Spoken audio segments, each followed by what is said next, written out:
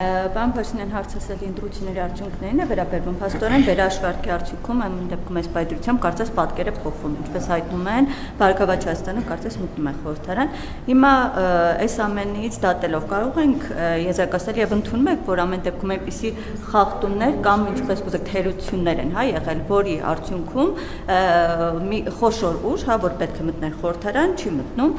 սա փաստումը տեղ ունեցած կամ թերացում է կամ խախտումների մասին տեղեկություններ մամուլում հրապարակվեց նաև ձեր նախկին թիմակից այսպես հարցազրույցի հետ ասաց, որ դուք ընտրություններից առաջ փորձել եք ընդդիմադիրներին այսպես առաջարկ ներկայացնել գործարքի գնան, կա նման բան թե ոչ, ինչպես կմեկնաբանեք, եղել է առաջարկ թե ոչ, եւ մի հարցել տեղեկություն կա, որ ընտրություններից հետո ձեր առաջին այցը նախատեսվում է Ռուսաստանի Դաշնություն, սրա հետ կապված ինչ որ պայմանավորվածություն կա, թե ոչ, եթե այո, ինչ օրակարգով։ Ընդհանրապես այդ որ ասում են առաջարկել են գործարք, թող ասեն ով Գագիկ Ծառուկյանին ասենք, որ գործարք առաջարկենք, ծնկաչոք այդ գործարքին ընդառաջ կգար։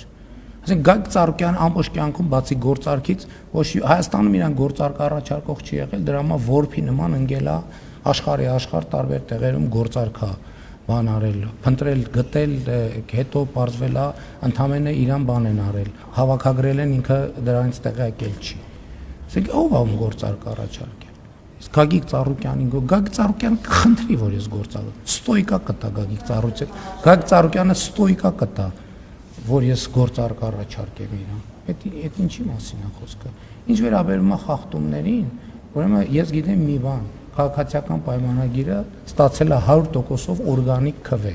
Այն մյուս ուժերը ստացել են 100%-ով ընտրակաշառքով քվե, առնվազն միջև այն շեմը, որը պետքա կարող է իրան ստանեցիներին փող չեն տվել, չնայած էլ եմ կասկածում։ Կարծում եմ դե իրան ստանեցիները փողի նույնիսկ զավակներին մեծ բաներ, չէ,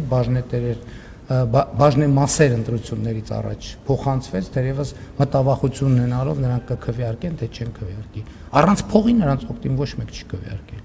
Ոչ մեկ, բացարձակապես ոչ մեկ։ Նրանք խախտումներ, այո, եղել են, որոնք ազդել են ընտրությունների արդյունքների վրա, որովհետև այդ իրեք ուժը ընտրությունների խորհրդարան մտնելու շեմը պետքա չհաղթահարեն։ Հիմա էլ քննարկում են, ասում են մանդատները վերցնենք, թե չվերցնենք։ Անկեղծ ասած, եթե չվերցնեն, գոնե 100% լեգիտիմ խորհրդարան կունենանք։ Թե չէ, տենց ստիպված ենք լինելու տեսնել խորհրդարանի ամբիոններին փողի կալոդներ փռած, որոնք որևէ այլ քաղաքական արժեք չունեն։